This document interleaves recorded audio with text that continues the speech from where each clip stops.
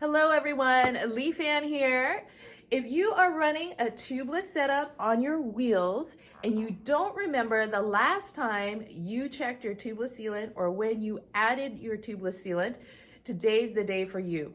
We want to make sure to check the tubeless sealant level in our tires, and if there's not enough, we are going to add some. So stay tuned. Okay, before we get started on the bike, we want to talk a little bit about how to remove our valve core. Now, where is the valve core? So this is an example of a tubeless valve that is installed on all tubeless systems. So you would see this sticking out of the rim, and this is where obviously it looks like a Presta valve, and this is where you would normally add your air, right? Now this part right here, where you, with the gnarled piece that you normally open up to inflate your wheels, this section here is the tubeless valve core. Okay, so that makes sense, right? This is the core part of the valve. And actually, this part on all tubeless valves can be removed. Most tubeless valves, let's say.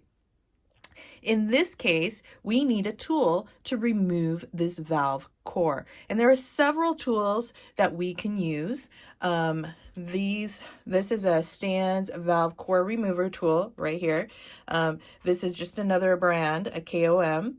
Calm Cycling, and here's Park Tools, and this is actually a tubeless plug kit, but this tackle kit comes with a valve core remover section right here. This part of the tool is a valve core remover.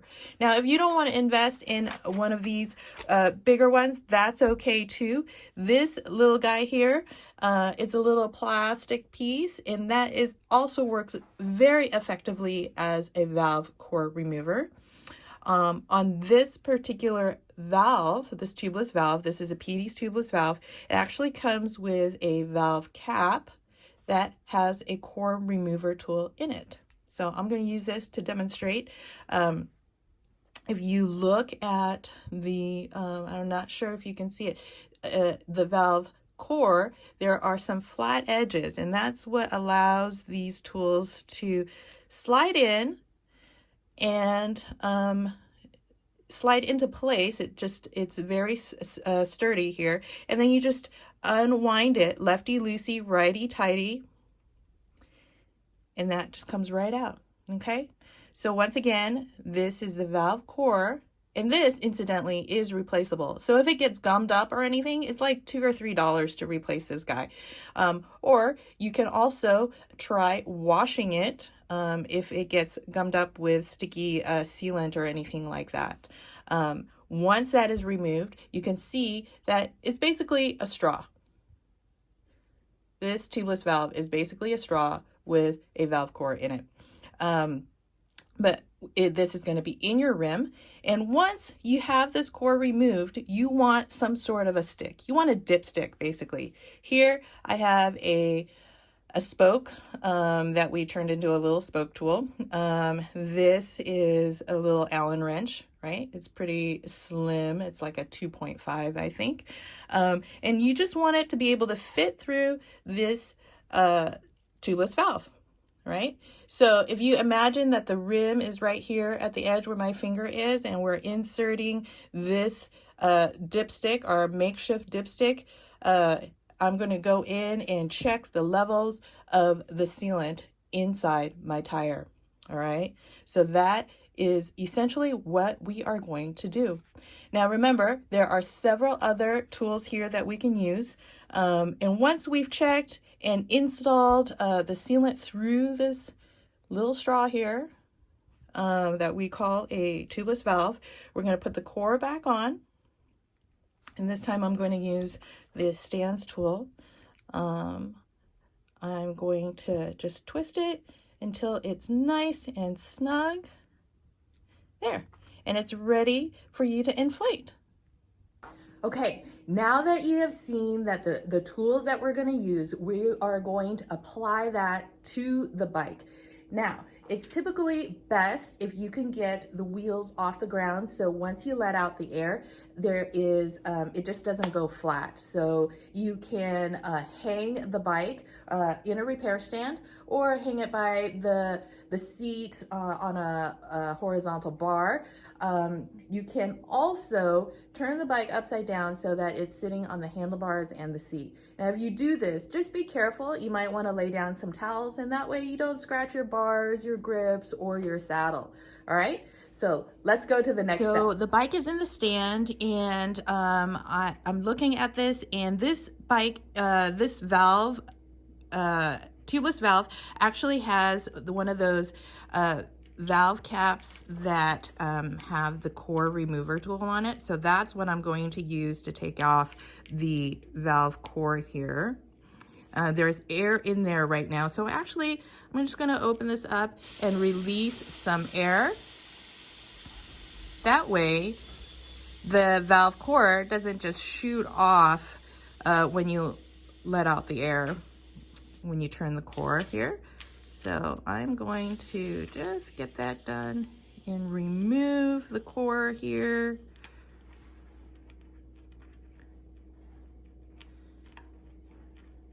Okay, that's pretty loose, so I can turn it by hand now. Awesome.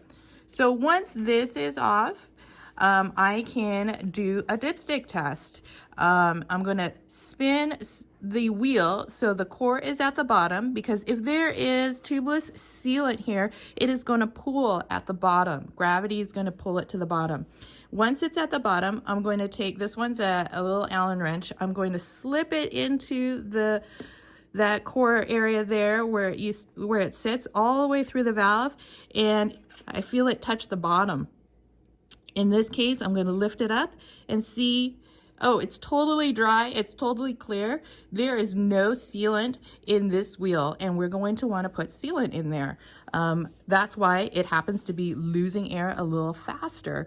And if we hit something, we get a thorn or something in there, there won't be sealant to seal it up. So next step is to add some sealant. So for sealant, we actually have a wide variety of sealant to select from. Mostly it's going to depend on your personal preference here. We have several here that we can choose from, or there are additional sealants on the market.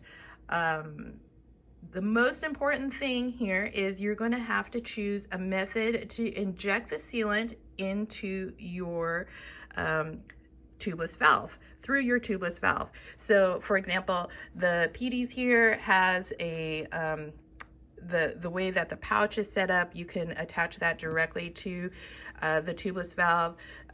Similarly with this orange seal bottle, and also with the stands, you can get dedicated injectors as well, so that you can fill them with these larger bottles.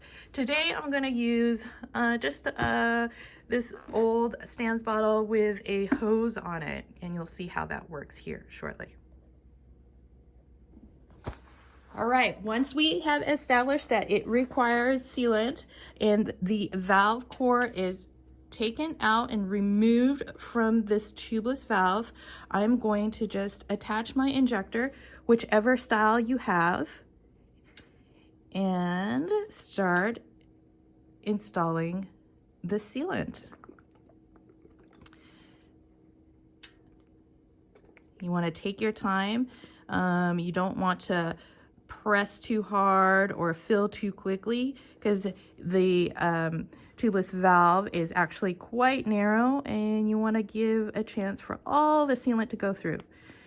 Now, to reduce drips and stuff, it's nice to turn the wheel a little bit as you remove your injector to reduce dripping, and then bring it back down to the bottom.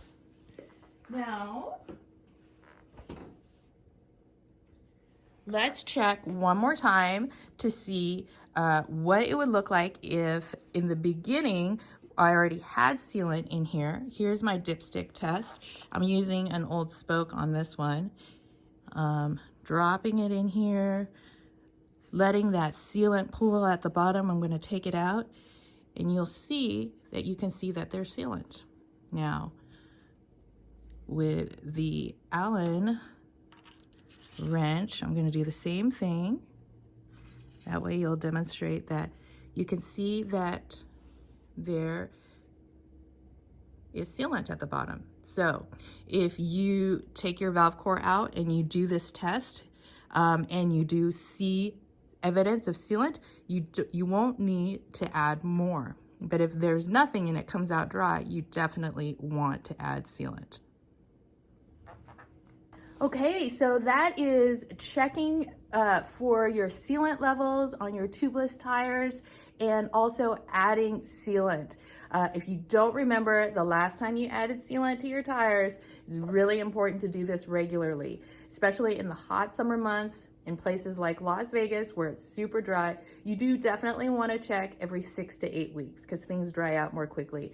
In the winter, you could probably go as long as 10 or 12 weeks, but if you just haven't checked in a long time and you don't remember the last time you checked, this is a great opportunity to do it.